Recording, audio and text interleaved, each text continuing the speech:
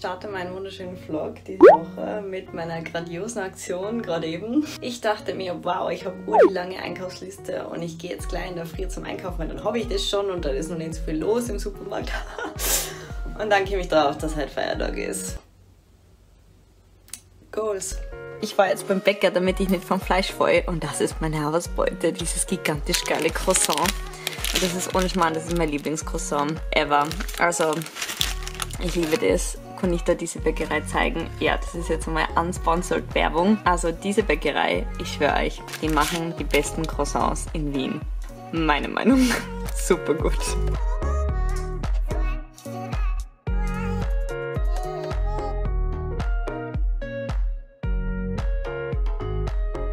So, ich war jetzt beim Mashu Mashu, das ist ein Lokal, da gibt es so orientalische Speisen und da habe ich mir so einen Mixed Wrap geholt und das ist quasi alles, was sie in der Theke haben, zusammengemixt in einen Wrap und der ist überdimensional riesig, ein Phallus-Symbol und dergleichen und ja, da habe ich die Hälfte jetzt schon gegessen, bin spazieren gegangen und jetzt gehe ich heim und den Rest gibt es dann heute Abend. Und das Geilste ist, da ist so eine Melanzani-Paste drin und die ist so gut. Und dabei hasse ich Melanzani.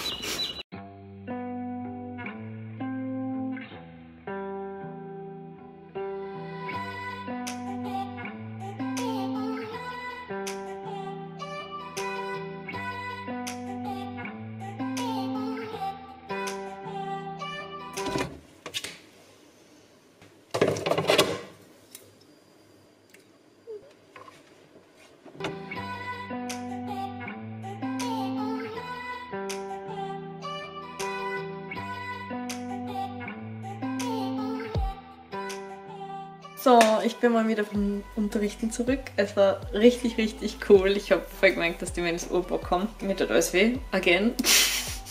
Oh Gott, ich habe mir gekratzt. Geil. Und jetzt habe ich mir gerade mein Bierchen aufgemacht, weil in 22 Minuten habe ich ein Zoom-Date mit 3 Mädels, mit denen ich vor Ewigkeiten, also wir waren zusammen in der Uni, aber nicht in derselben Klasse. Aber wir haben uns vor allem besser kennengelernt, dadurch, dass wir in einem Stück miteinander getanzt haben, Chartersfürstin.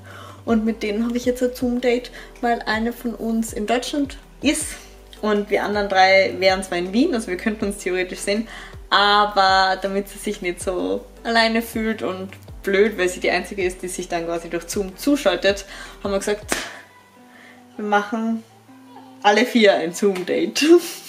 Und ja, darauf freue ich mich schon und danach werde ich wahrscheinlich schlafen gehen. Mein Handy klingelt. Wait. Zum Abendessen gibt es bei mir übrigens getoastetes Vollkorn-Toastbrot. Das ist quasi warm, also es ist eine warme Mahlzeit. Und Blauschimmelkäse. Ja, das gibt es jetzt auch zu meinem Zoom-Date. Mit den Mädels zu quatschen war super interessant, weil alle sind Künstlerinnen, alle sind Tänzerinnen, aber in komplett unterschiedlichen Bereichen und Situationen gerade und es war einfach so cool, sich auszutauschen über, ja, you know, Corona und so. Aber ja, ich hatte einen wunderschönen Abend und hier sieht man mich schon wieder am nächsten Tag in der Früh. Nähe ich nur schnell das Kleid fertig, das hatte ich noch vor, auf jeden Fall vor dem Training zu machen und dementsprechend bin ich extra früh aufgestanden. Und hier probiere ich es gerade an und mir gefällt es super gut. Ich weiß inzwischen, dass vielen von euch ist das ein bisschen zu locker, aber wie schon gesagt, wenn ihr das nachmacht, hey, feel free, dass ihr es einfach enger sitzend macht. Kein Problem. Ich freue mich. Okay, es ist jetzt Freitag und ich bin fertig damit. Das ist perfekt, weil dann konnte ich heute Nachmittag das Outcome drehen für das Video am Sonntag, also für euch letzten Sonntag. Und normalerweise ziehe ich Sachen nicht an, bevor ich nicht das Outcome gedreht habe, weil ich zu viel Angst habe, dass so schusselig wie ich bin, dass ich mir da gleich 10 Liter Kaffee drauf schütte oder sowas. Aber es ist so gemütlich und heute scheint ausnahmsweise mal wieder die Sonne. Es war so schier die letzten Tage und jetzt ist es sau heiß draußen und deshalb habe ich mir gedacht, oh mein Gott, das ziehe ich an, weil es ist perfekt fürs Training, weil ich kann alles drunter anziehen. Ihr wisst ja eh das Umziehproblem mal wieder. Aber es ist super, ich liebe es und ich habe jetzt endlich einmal Sandalen, nur weil es so schön warm ist. Oh. Ja, und heute habe ich so eine Gretel-Frisur zum Training, mal was anderes, habe ich mir gedacht. Und jetzt gehe ich los, weil ich bin schon zu spät. Und ja, I love it. Oh mein Gott. Ich schaue aus wie eine Wolke.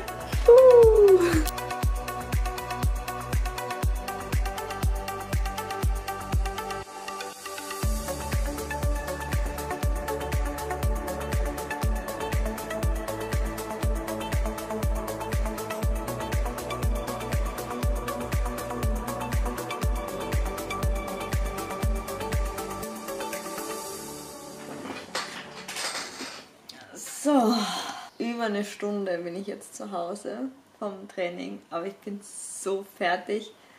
Ich habe jetzt einen Salat gegessen und ich bin einfach nur Matsche. Oh, ich kann einfach auf der Stelle einschlafen. Jetzt habe ich mir noch meinen Kaffee gemacht und danach drehe ich jetzt endlich das Outcome für das Video am Sonntag. Und ich bin selbst erstaunt, wie krass die Frisur gehalten hat, das ganze Training. Also von dem her werde ich das einfach so lassen, eventuell nochmal die Wimpern nachtuschen, weil die sind ein bisschen gebröckelt beim Training. Und dann mache ich das. Ah ja, was ich euch noch erzählen will, so lustig.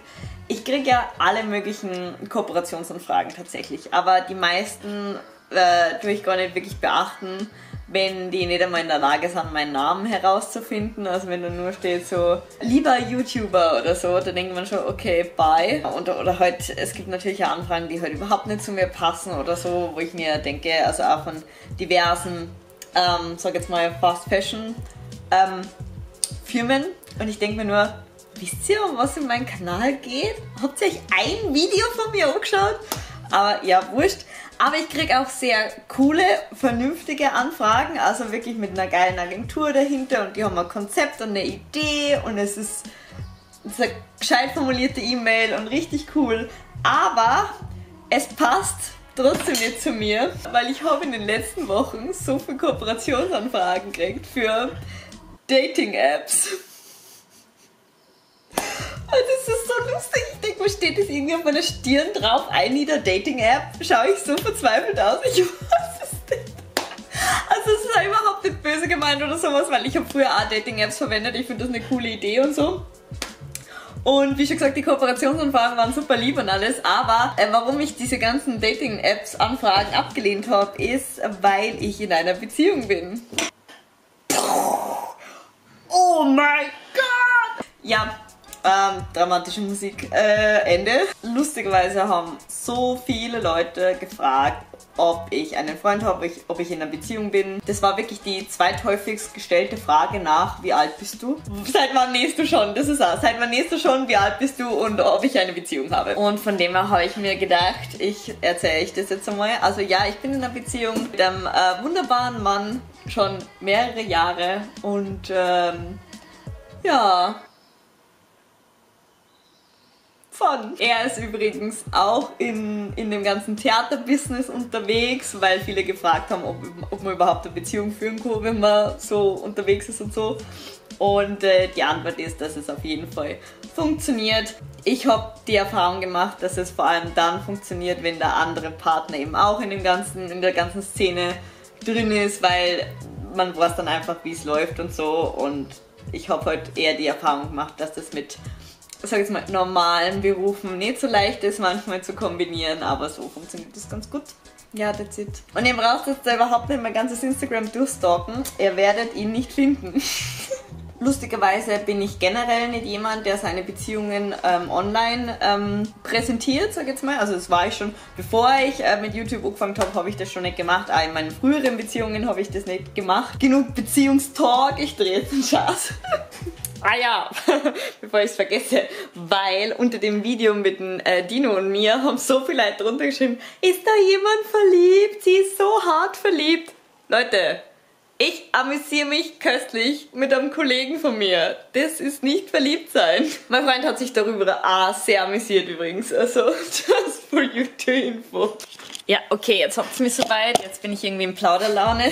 Ich habe manchmal das Gefühl auf YouTube und berichtigt es mir gerne, wenn ich da falsch liege. Aber manchmal habe ich das Gefühl, dass so die Leute gieren direkt nach diesem perfekten Beziehungsding und bei so vielen Fragen nach meinem Beziehungsstatus habe ich mir nur gedacht, so, ist das wirklich wichtig? Ich habe mir halt nur gedacht, so, wenn man eine Frage stellen kann, ja, an mich zum Beispiel, dass das dann bei so vielen Menschen die Beziehungsfrage war. Ich hatte irgendwie so den Druck, ich muss da zeigen, dass ich quasi eine funktionierende Frau bin mit einer funktionierenden Beziehung, was absolut doof ist, weil ich war sehr viele Jahre in meinem Leben der happieste Single ever. Ich habe oft das Gefühl, dass vor allem von jungen Frauen, dass es immer noch so ein Ritterschlag ist. Und ja, du hast es geschafft, einen Mann an dich zu binden, was ich absolut nicht so empfinde.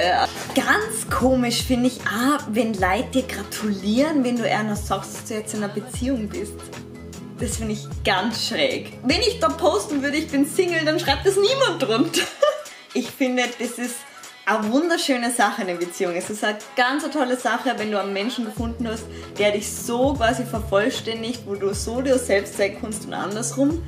Aber es ist keine Leistung und es macht andere Menschen nicht weniger wert, wenn sie es nicht tun. Und das finde ich halt manchmal ein bisschen komisch zur Zeit, was auch nicht. Aber ich verstehe auch trotzdem, dass es für sehr viele Menschen sehr, sehr, sehr wichtig ist. Also, wie schon gesagt, ich möchte da niemanden jetzt shaden oder ich möchte niemanden das absprechen. Oh man, ich sag's euch, what a topic! Prinzipiell wollte ich mit meinem ganzen Geschnatter eigentlich nur das Thema ansprechen, dass ich das Gefühl habe, dass immer noch der Status quo ist für eine Frau, dass sie eine Beziehung haben sollte, weil sonst ist irgendwas mit ihr nicht in Ordnung. Und dieses Stigma finde ich ziemlich scheiße, ehrlich gesagt. Also ich finde, eine Frau sollte sich genauso erfüllt und wertvoll fühlen dürfen, wenn sie keine Beziehung hat, weil sie das vielleicht nicht will oder keine Ahnung was. Aber gleichzeitig möchte ich auch nicht, weil das nämlich immer oft so dieses konträre Ding dann ist, dass zum Beispiel Frauen, die sich für einen traditionellen Weg entscheiden, sage ich jetzt mal, und früh Kinder kriegen, früh ihren Beziehungspartner heiraten, dass die dann oft als quasi keine Karrierefrauen und sowas abgestuft werden, was ich auch scheiße finde, weil natürlich kannst du genauso eine Karrierefrau emanzipiert sein und mit 22 schon Kinder haben. Also diese Doppelmoral und dieser Druck von der Gesellschaft auf Frauen, quasi egal wie du das machst, machst du das verkehrt, finde ich, sage jetzt mal, schwierig. Und außerdem habe ich das Gefühl, dass irgendwie nur in der Gesellschaft das so transportiert wird. Um erwachsen zu werden, quasi musst du eine Beziehung haben. Das ist so der Punkt, vor allem für eine Frau, wo du erwachsen wirst. Ja? Ich glaube, dass persönliches Wachstum mit einer Beziehung zusammenhängen kann, aber nicht unbedingt muss.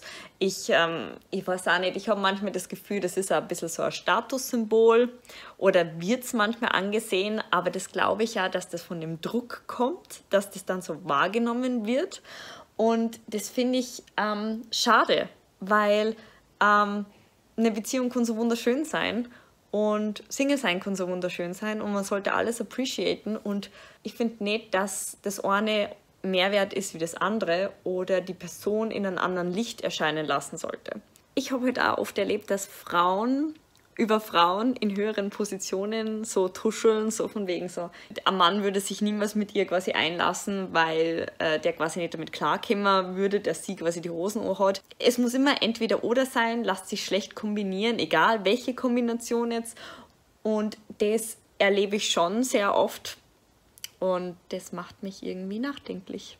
Schreibt mir mal in die Kommentare, wie ihr da so rüber denkt, so Beziehungen und Social Media und findet ihr das auch so wie ich oder spinne ich? Also ich meine, das kann natürlich auch sein, dass ich das vielleicht falsch deute und so.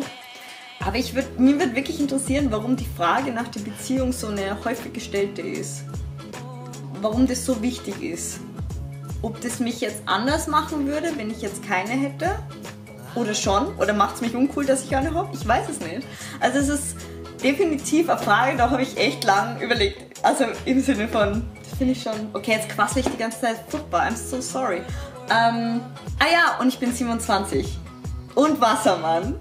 Weil ganz viele gefragt haben. Die andere wichtige Frage. Ich bin 27, Wassermann und ich habe am 11.02. Geburtstag. Macht's mit der Information, was ihr wollt. Gut, dann haben wir das hier geklärt.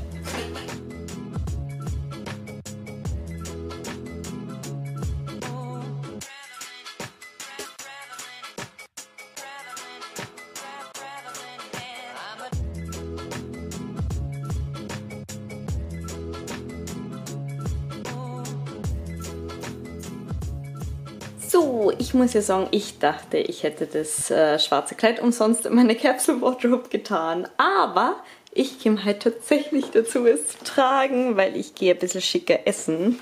Und es ist super warm draußen und wir sitzen draußen. Ja, und dementsprechend habe ich mir gedacht, ich gönne mir heute mal mein schwarzes Kleid. Das Slipdress habe ich auch selber genäht. Das Video verlinke ich hier oben, falls ihr das noch nicht gesehen habt, weil das ist schon ein bisschen länger her, ist schon ein bisschen älter.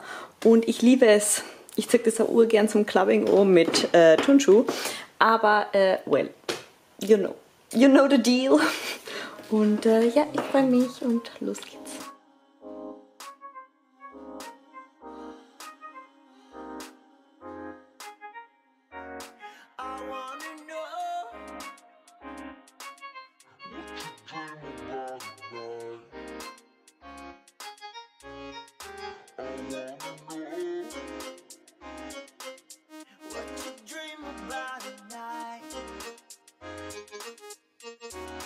Während die Waschmaschine läuft, habe ich jetzt vor, meine Augenbrauen zu färben und das mache ich mit dieser Farbe in Naturbraun und diesen Wasserstoff, dadurch 1,5 cm etwa von der Farbe plus so 5 bis 6 Tropfen vom Wasserstoff.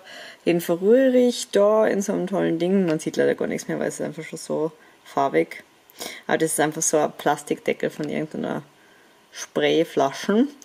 Und ja, das kommt jetzt auf meine Augenbrauen. Ich habe das jetzt verrührt und ich habe euch in meinem vorletzten Vlog erzählt, eben, dass ich meine Haare eben heller färbe und meine Augenbrauen dunkler.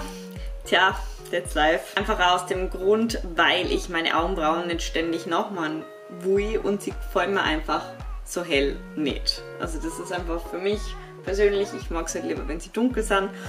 Und ja, ich bin aber viel zu faul, das jeden Tag nachzuspuren. Deswegen wird das gefärbt und das mache ich auch schon seit Ewigkeiten. Also das habe ich schon als Teenager angefangen, seitdem mache ich das.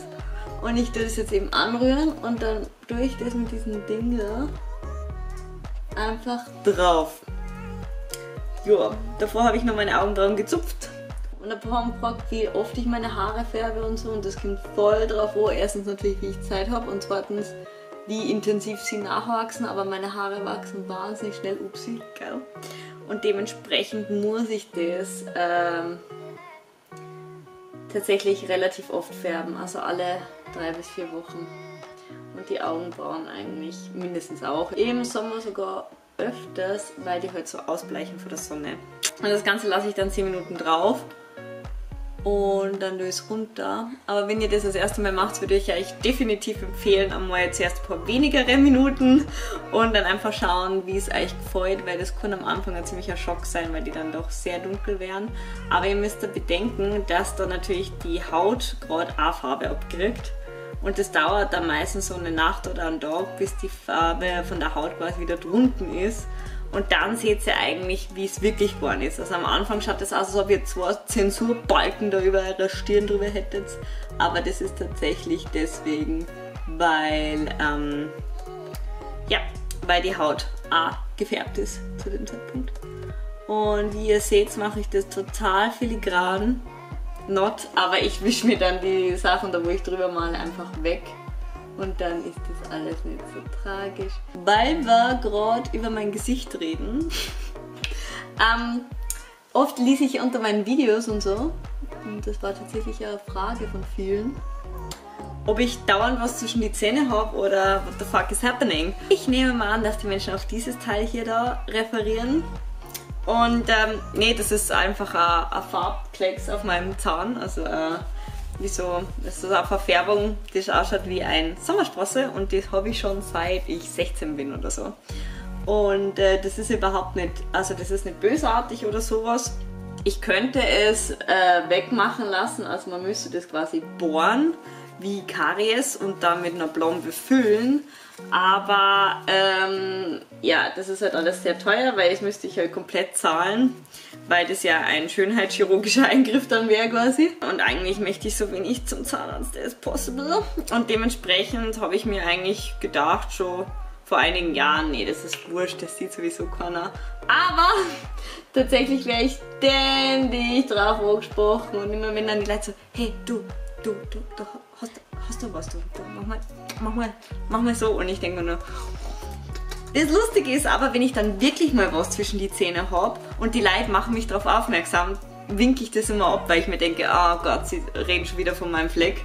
Und dann habe ich aber wirklich irgendein Grünzeug zwischen die Zähne und tue es nicht raus, weil ich davon ausgehe, dass sie das meinen. Und dann renne ich die ganze Zeit mit Grünzeug zwischen die Zähne rum. Passiert auch. Aber ja, nee, so schaut's aus mit meinem Zahn. Unglaublich spannende Story, ne? Und apropos Zähne, ja, ich hatte eine feste Zahnspange. Und deswegen sind sie so gerade. So bin ich nicht auf die Welt gekommen.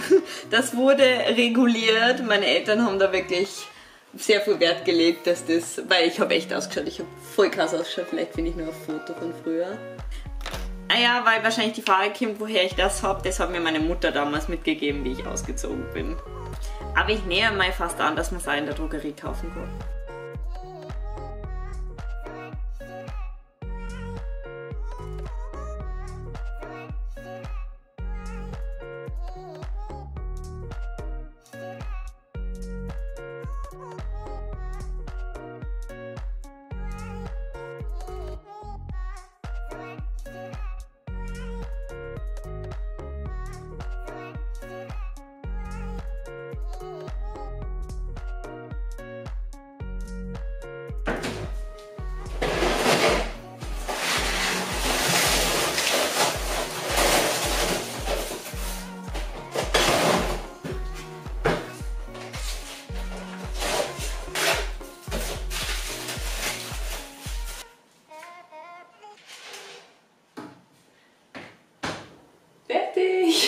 Meine Mutter wäre stolz auf mich.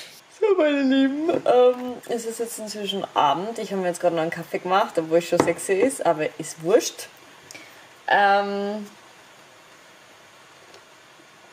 Ich habe halt nämlich nur einiges auf dem Programm. Morgen geht es weiter mit Training. Ich habe schon wieder nicht geschafft, eine ganze Woche zu vloggen. Das haben bei mir immer nur 3-4 Tage in Folge. Es geht sich einfach nicht anders aus. Keine Ahnung, wie das die anderen machen.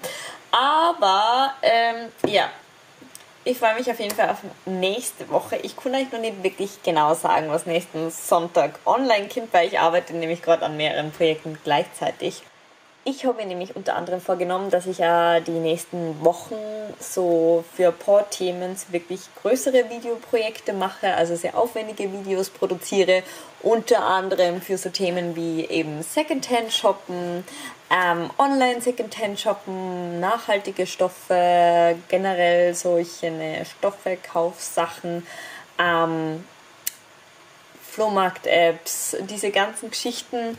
Da werde ich jetzt einfach nach und nach, werde ich da an eben ein bisschen aufwendigeren Videos dafür arbeiten und eben kommende Woche wird da das erste Thema, sage ich jetzt einmal, drankommen und jetzt weiß ich eben noch nicht, ob ich es bis Sonntag schaffe dann oder erst dann die Woche drauf. Keine Ahnung, mal schauen, aber stay tuned und abonniert auf jeden Fall, wenn ihr das noch nicht gemacht habt und aktiviert die Glocke, weil dann werdet ihr dem benachrichtigt. Okay, ich konnte nicht einmal diesen YouTube-Sing-Sang aufsagen. Okay, macht's es gut und ich wünsche euch nur einen ganz schönen Tag. Ciao, ciao.